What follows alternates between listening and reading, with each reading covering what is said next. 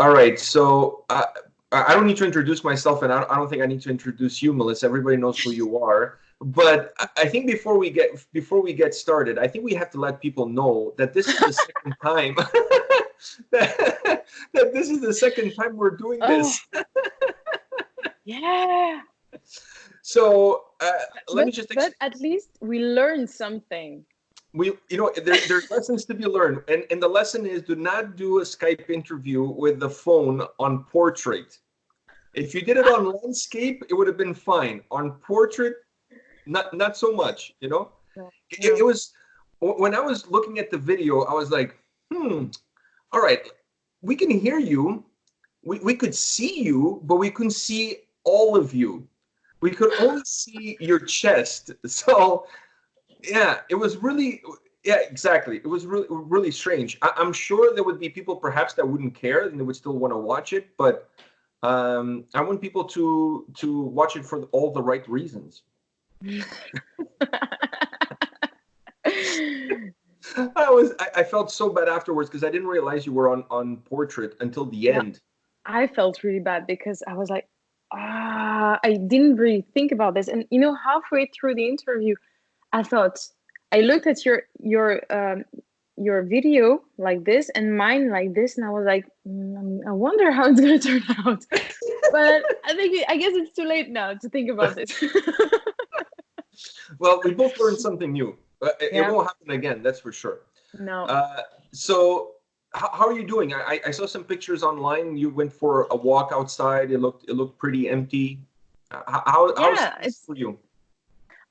We're pretty lucky here in Denmark because we're still allowed to go out and to live pretty normally. Let's say we're just not allowed to gather more than 10 people at the same place, and the cinemas are closed. The restaurants, I'm not sure, but I think they're closed as well. Not all of them, but here it's pretty okay, and the weather is good. So yeah, I don't complain. How is it for you? For us, it's okay. I mean, I haven't been outside the house for a week now. We can go out. We're not required to be indoors, but there's no reason to really go out. So the weather is kind of shitty. It's raining and snowing, and it's still cold in Canada. Snowing? Yeah. Oh yeah, it's March. There's actually a snowstorm advisory for. Yeah, it's Canada. Yeah, but this year I was in Austria most of winter, and there was almost no snow. It was so disappointing.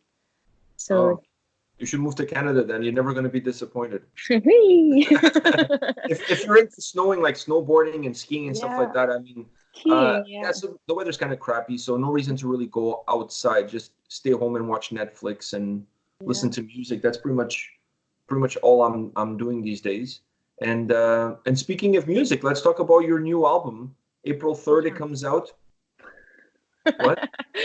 Which one? Oh yeah, that one. Yeah. Come on, the important one. So as we're getting closer today, you're 2 weeks away from the album coming out, from Chapter 1 Monarchy coming out for Ad Infinitum. Comes out exactly 2 weeks from today. Well, for those watching the video on a different day, perhaps it won't be 2 weeks from today, but for us that are recording it today, it'll be exactly 2 weeks from today. Are you starting to get some butterflies in your stomach? Yeah, I'm so nervous, but I'm also impatient. But I'm also nervous, but also impatient. A little bit of both. Oh my god! No, I'm very happy because we've been working on it for a while now, and we were super nervous before the release of the first single, which was in fact the second single. But Marching on Versailles was the first one released on Napalm Records, and it was not anymore just released on our page, our channel, and with the people following us and already liking what we were doing. It's like you have a lot of people listening to all genres of metal who are going to receive the notification that something new is coming, and they will watch the video and decide if they like it or not. And it's a lot of people. And so we're super nervous. And it was even better than we expected in the end. So many great comments, so much support, so many people joining our little community fan base, if we can call it like this. So yeah, and now after the second video release, I think now we're relaxed and we are more impatient than nervous.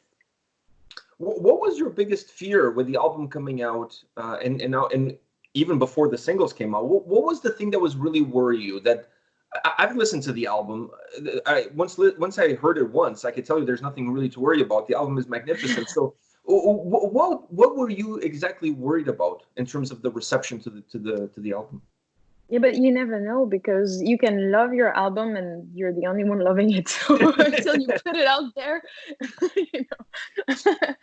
But no, I knew that what we did was good work, and but you know, you're always, sometimes you put something out there and there's one guy who decided to I don't know, point out something that you did wrong. And then there's everybody like, oh yeah, that's right. And then, you know, rain of comments. So Like it can happen. It can happen. Or you didn't realize that, I don't know, there's something wrong with the video, or you can, you have something between your teeth and you haven't seen it. I don't know, you know, there's anything. I've seen so many stupid comments, funny or stupid, or funny and stupid at the same time. And, you know, that's, at the moment when you read them, you're like, wow, that's creative.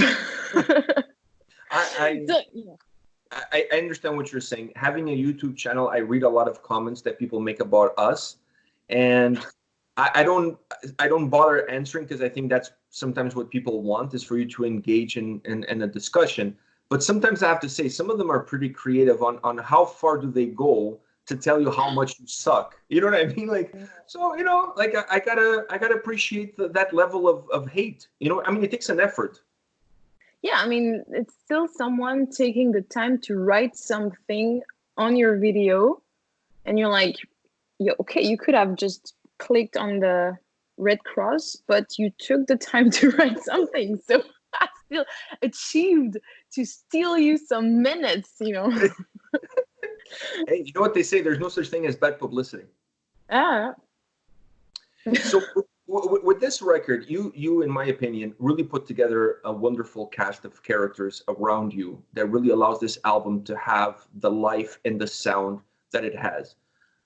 When you were putting the team together, this A team together, what was the training process, like the thought process for you to pick who you picked for all the different positions? Because to me, this is an all-star, really an all-star cast all around. Thank you so much. It's happened like this. Okay, I will try to tell you the whole story without going too much into the details. But it started when I really started with the first demos. I did some demos that we're not using today anymore, because they were not at all in the same direction of what we decided to, where we decided to go. The first demos I did sounded more like some hailstorm music, and when I met Oliver Phillips, who's now the producer of the album, he told me, yeah, it doesn't really fit your voice, because, you know, I don't have this dirt that Lizzy, for example, has, or many other singers singing this genre. And sometimes you just cannot help it. It just, you're missing something. And I realized that it was more the music that I wanted to listen, and not the music that I wanted to sing. So he told me this, and then I went back to the lab and I started to write new songs, new demos, and then I got back to him, and then we started to work, because I realized, okay, the songs that I like to sing, for example, are more in the direction of what Camelot or D-Lane are doing, or other bands sounding a little bit like this. And Lacuna, Coil, for example, I was trying out some songs and thinking, okay, here I sound good, here I don't, and in the end, I thought it was obvious, because I listen to Camelot all the time, I listen to D-Lane all the time, Lacuna, Coil as well, Within Temptation, so it was pretty obvious. So when we started working again on the new demos, it became much more obvious and sounded much better. And so he was the first one joining the team. And then at some point I thought, I don't really want to do a solo project, because at first it was the idea to just record like 5 songs, put them out there and see what happens. And then I thought, no, because I'm gonna invest so much time and energy into this. I don't want it to be just some songs that I record. So I met with my friend Nick, with whom I worked a couple of times when we were touring with Serenity. And I asked him if he wanted to be part of it, and he said yes. And then we said, okay, we have to find other musicians. And he said, okay, I know this very, very good guitar player. And he introduced me to Adrian, who joined the team.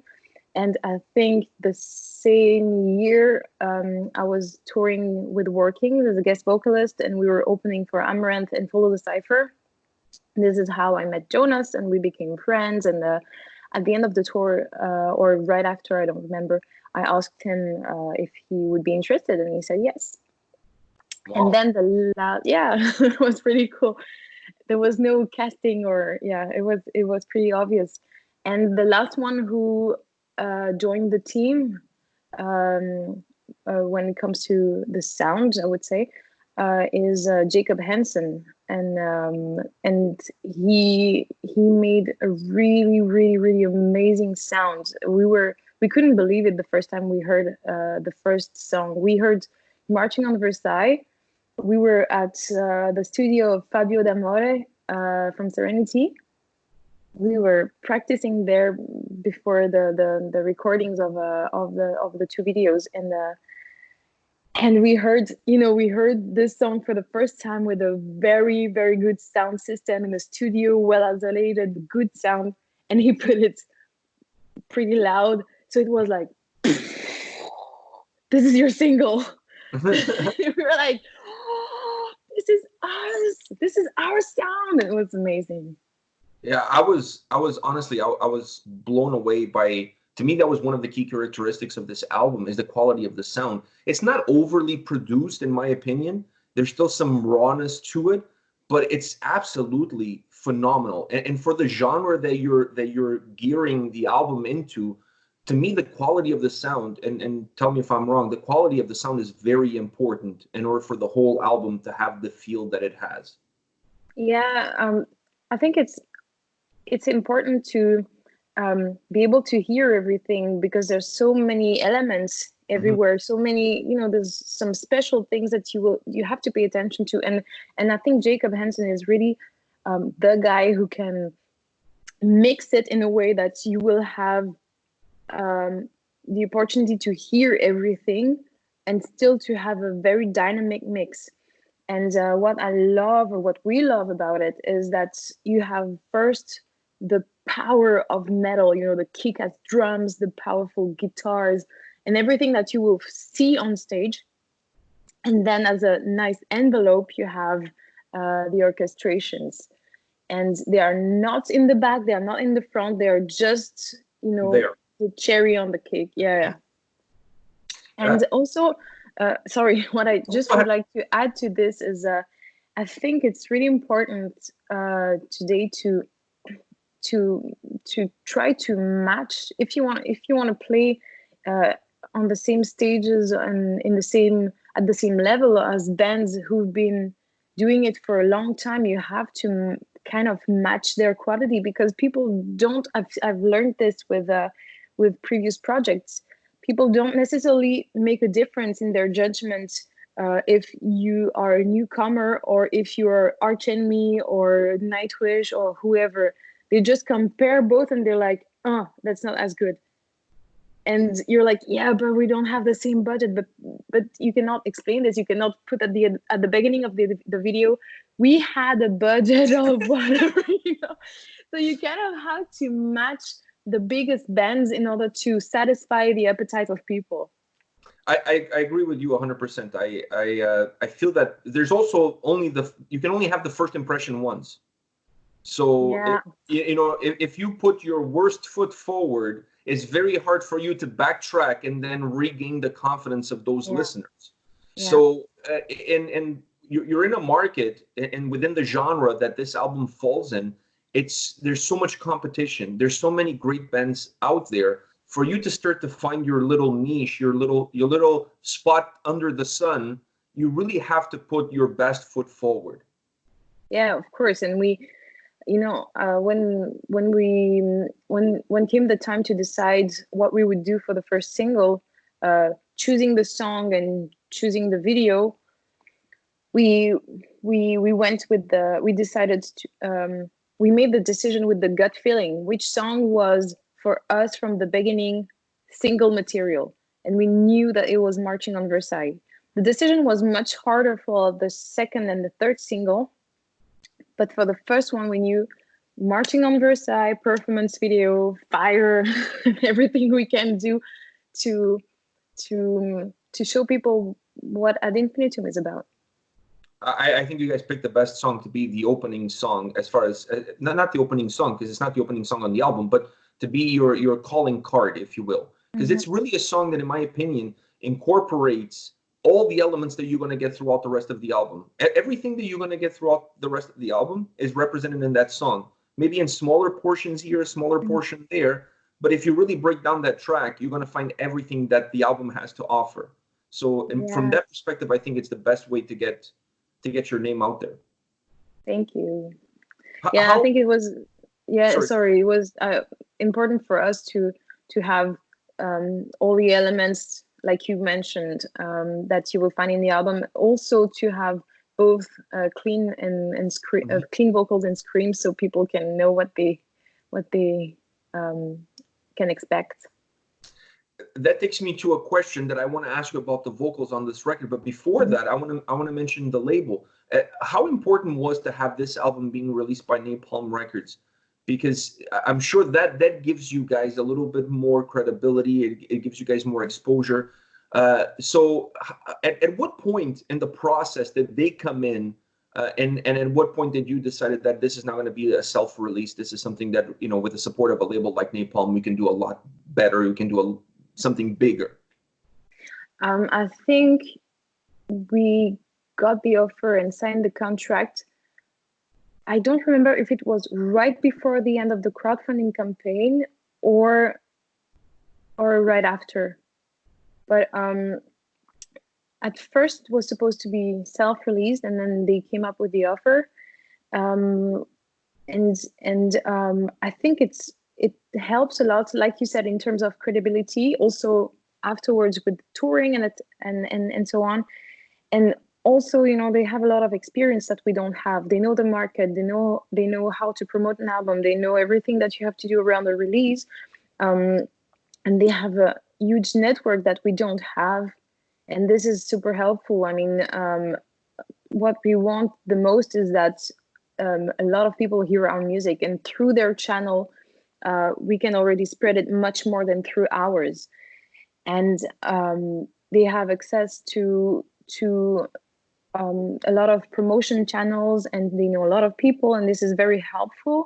And all their experience, we're super grateful for it, because we're beginners. We're all young musicians, even though we've been touring and we share the experience of other bands like Serenity or War Kings, who've been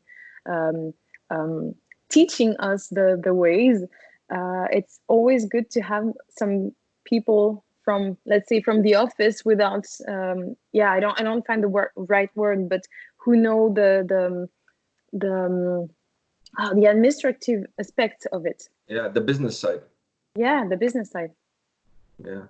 So now going back into the vocals, because you mentioned about the single having both styles of vocals, that to me was something that when I really enjoyed the single, because I thought you used the two styles, the two approaches very, very good in that song. One was not overused over the other. It just had the right mixture. And that kind of made me wonder, going into the album, how much of those two combinations were you guys going to use? So as I was going through the record, I realized that the screaming, harsher vocals, it was not used a lot. I think maybe 2 songs, if I'm not mistaken, 2-3 songs. It's not really a predominant factor throughout the whole album.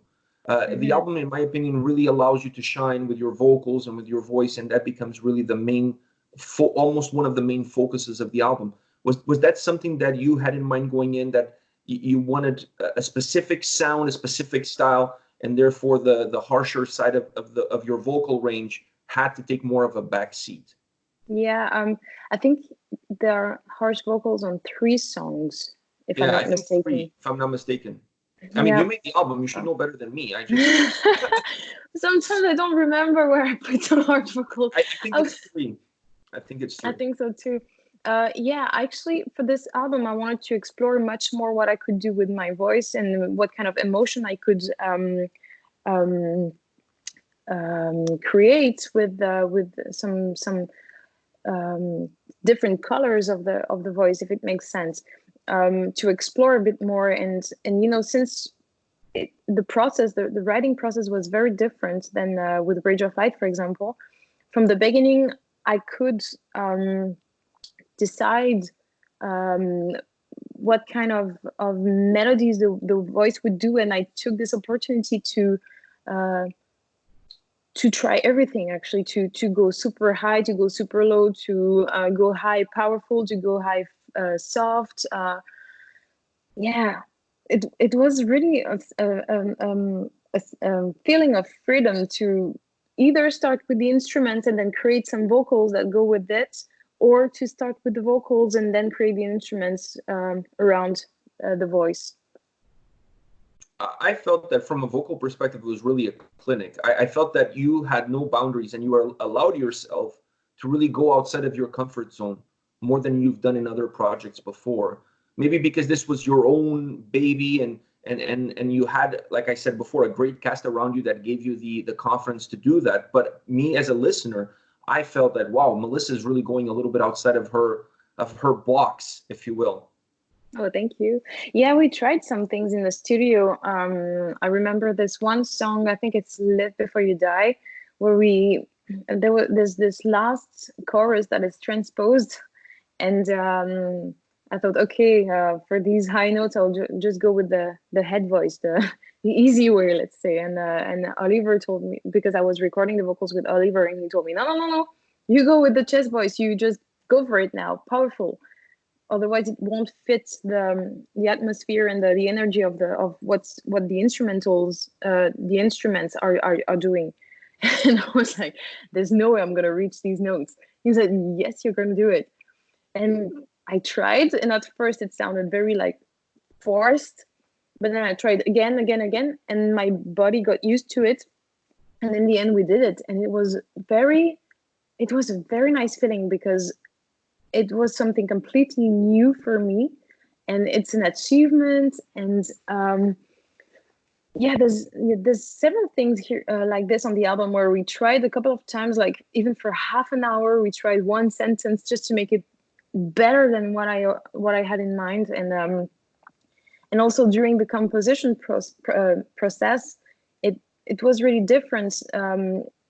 You mentioned that it was very different than what I did before, and it's true, because it's the first time where really I'm part of the writing process from the very beginning and through all the stages. So I was able to really decide where the voice had to go, and what kind of atmosphere, what kind of energy, what kind of feeling, what kind of message I wanted to transmit, and how. And how did you guys come up with the name of the album? Because Chapter 1, Monarchy, it seems like a book. So it's like, this is your first. Well, technically, it is your first chapter, but it's not as strange, but it's an interesting name to go with for this record. Mm-hmm. Yeah, thank you. Well, credits to Jonas, our bass player, because he found the idea, and I think it's very simple. You just look at the entire Ad Infinitum history, past, present, and future, as an entire book, and Chapter 1 is the beginning of this book. I think that's the right approach. So now people after this have to look forward to Chapter 2, and then Chapter 3, and so forth and so forth. I hope this is like an encyclopedia with many, many chapters. I hope so too. Because this album, it really, it's one of those albums that, in my opinion, and I don't want to ruin the album review for those that haven't checked that out yet. For me, this album felt that when you look at the genre and the style, the atmosphere that the album holds, in my opinion, right now, the best album within that genre that I heard so far in 2020. And it's going to be one of those albums that it's going to be in my top list, regardless of what other albums come out, because the mixture of all the elements, your voice, the instrumentation, the orchestration, the lyrics, the delivery, the quality of the sound, like everything was like pinpoint accuracy. You guys were like snipers. You know what I mean? It's just like there's nothing that me as a listener, I listened to the album like probably over 10 times before I even recorded the review, because I really wanted to get into what, and I couldn't get out of it. It's one of those albums that when you start listening to it, you get so into it that you just can't get, you can't go back out, because there's not one song that you feel that, okay, this one, I can pause it now and go do something and then get back to it, because all the songs, while they're not interconnected, they all kind of take you on this journey. So you don't want to get off the train. Well, thank you so much. Very happy that you like it so much. And I hope that the people who will listen to it will think the same. I hope they will find it interesting. We wanted to transport people into another era and to make them travel and to make them feel the atmosphere of Versailles. So I hope that we will achieve that. I think you will surpass people's expectations in my humble opinion. And I'm not going to tell people how to buy the album, but I checked on iTunes.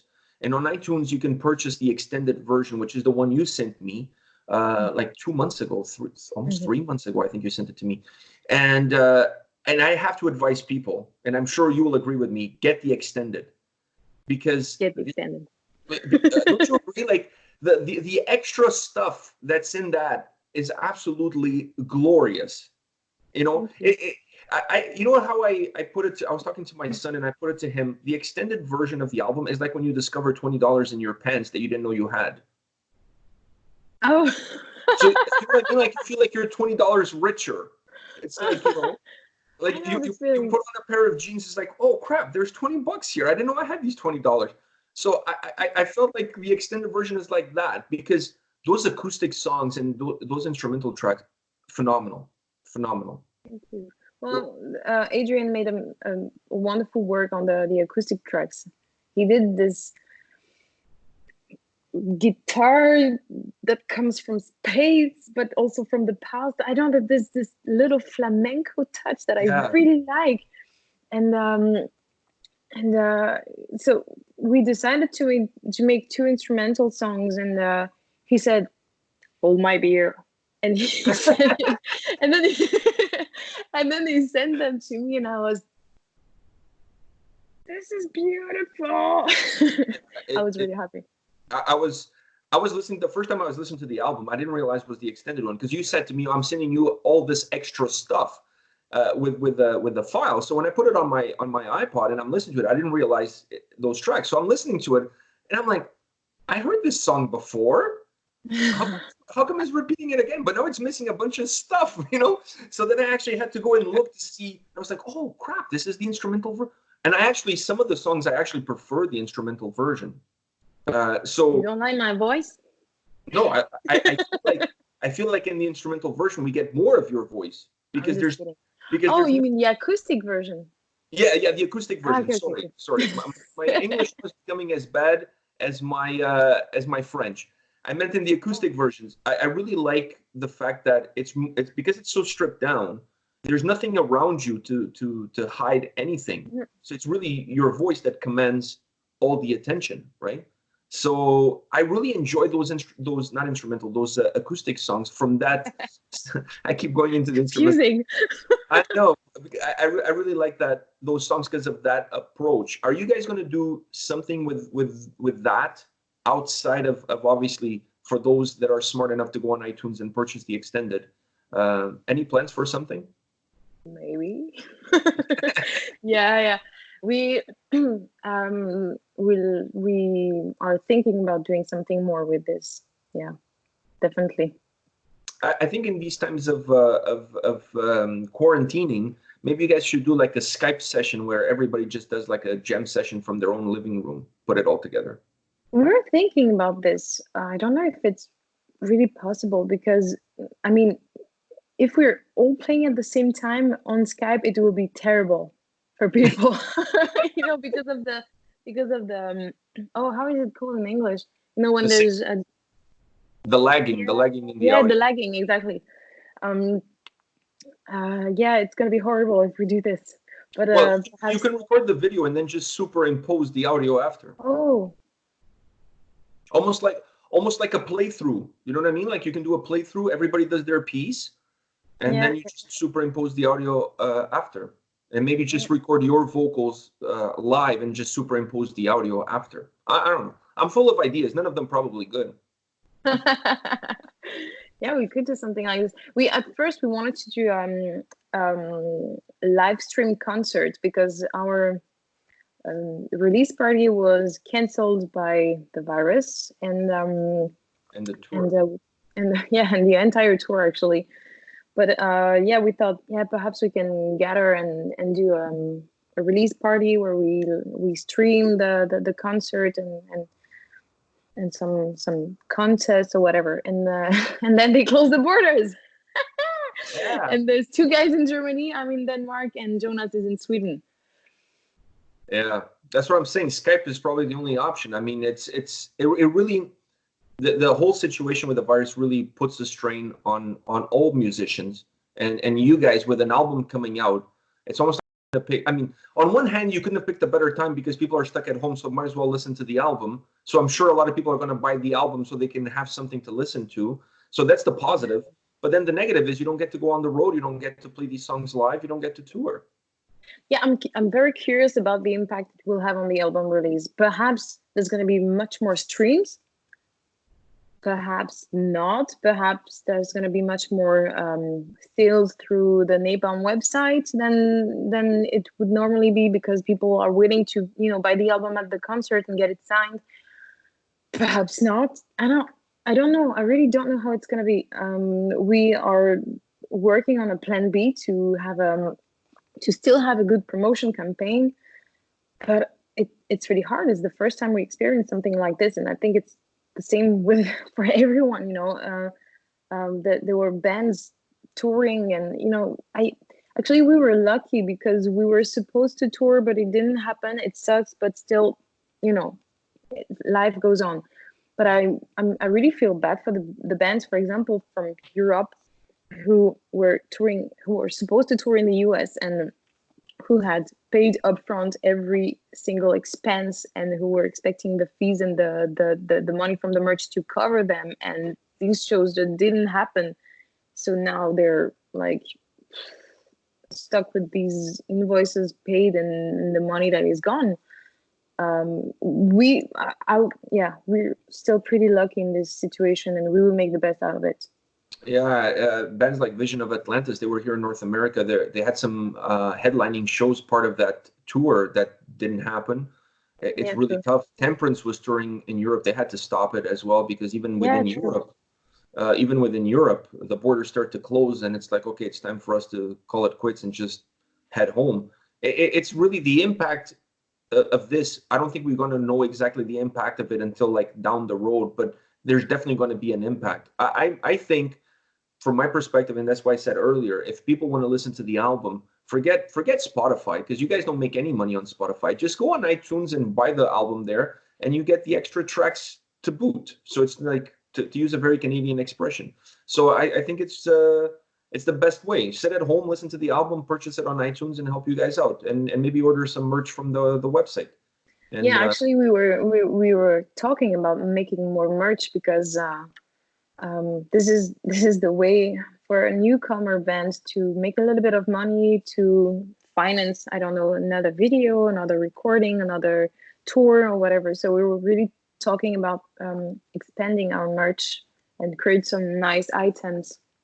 Yeah, I think it's you have to get creative and you have to stay positive. Those are the two main things. And speaking of creative, in the creative process of putting this album together, I don't think it's going to be a surprise, the question that I'm going to ask you, and I think you've been very vocal about it. But what's your #1 track on this record? What is that track that hits that special place in your heart? It's See You in Hell. Definitely. Yeah, definitely my favorite as well. What is it about that song that makes it your favorite? Both the music and the lyrics, actually.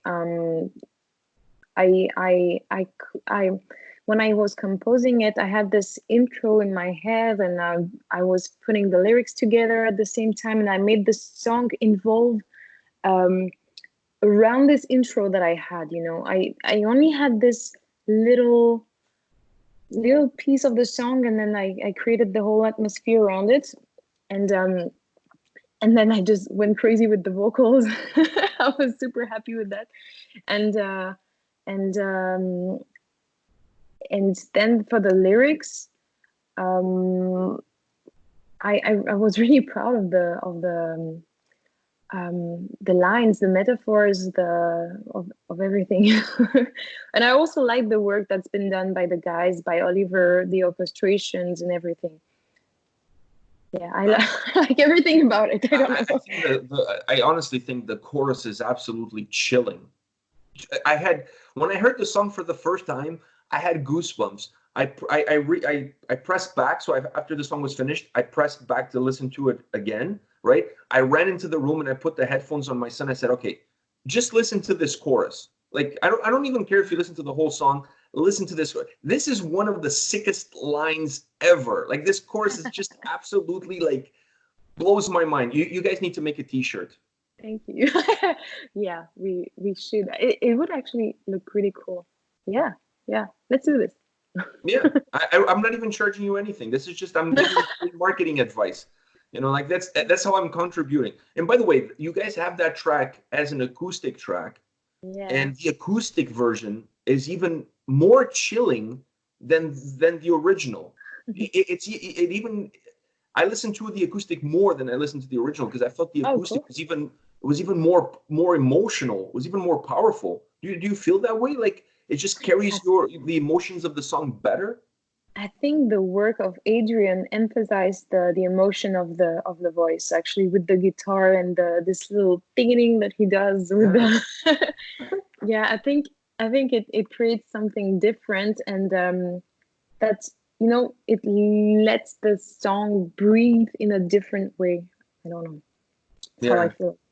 It really does. It's the same song, but it feels like a different track. Mm-hmm. That's the feeling that I get from it. Melissa, well, thank you very much to sit down with me. The album, I just want to remind everybody, the album, once again, Chapter 1, Monarchy, comes out April 3rd on Napalm Records.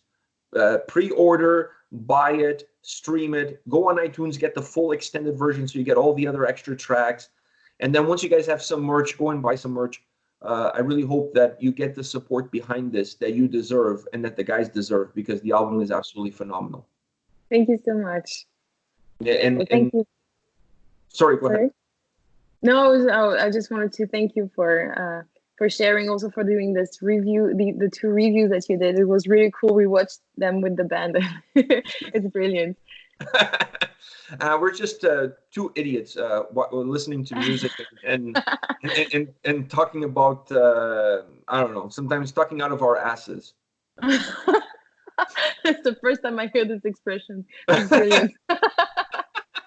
Right. Well, see, now you learn a new thing. Now you can use that. I love talking to you. I always learn new things. Well, and plus, you're a good manager. You want to work with us? Listen, anytime you guys come to North America, you need somebody to sell some merch, whatever the case might be, help you like load and offload from the stage. You can count on me. I'll do it for free, especially when you guys come to Toronto. Definitely, I'll do it for free. I'll bring some poutine for all of you guys. Eat some poutine. I've never tried this. I heard about this many times, but I never tried it. It's you know what it is, right? It's like French fries with kernels of cheese, and then that's the traditional. The traditional is the French fries with the cheese, right? But you can go and there's different kinds, right? You can have like meat in it, or you can have like onions in it, or like you can really go almost anywhere you want with it. But the original is just like these big chunks of cheese with the fries, and then they're kind of melting on top of the fries, and they put gravy on top. I'm hungry. Yeah, you're hungry as well. But yeah, and people normally, I mean, you can have it at any time of the day, but it's almost like something that people have for breakfast, specifically in Quebec. It's really a Quebec thing. Yeah, yeah. I don't know how they do it, because to me that would send me to the washroom immediately. But I don't know. But it is what it is. But next time you guys are here, or when you guys are touring in North America, hopefully in the future soon, once this whole virus is finished. And you know, I'll definitely be there. I'll come and sell some merch. You know, I'll do whatever it takes. I guess appearance on stage even. Well, what am I going to do on stage? I can't do it unless you guys have cowbell. Like I can do me singing. Well, then you're not selling any merch afterwards, and your career will tank. Will absolutely tank afterwards. I mean, I could be on stage to like usher people that are trying to get on stage, like be like a bouncer, like a security guard kind of thing. I can do that. And, you know, I can also work your VIP show, like in terms of people coming and they're getting too close. It's like, no. Keep your distance, you know, social distancing, keep your distance, you know. We don't want anybody. Exactly. Take your picture, one picture only. Come on, one picture only. Keep moving, keep the line moving. I can do all of those things. But that's pretty much the limit of my skill set. Beyond that, I'm pretty much useless beyond that. All right. We'll figure something out. We'll figure something out. All right. On that note, once again, thank you very much for taking the time to do this twice.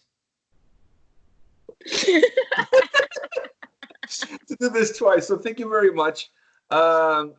There was lessons learned, so it was all good. And you know what? I don't mind talking to you. I mean, I could do this every day. You're always so much fun to talk to.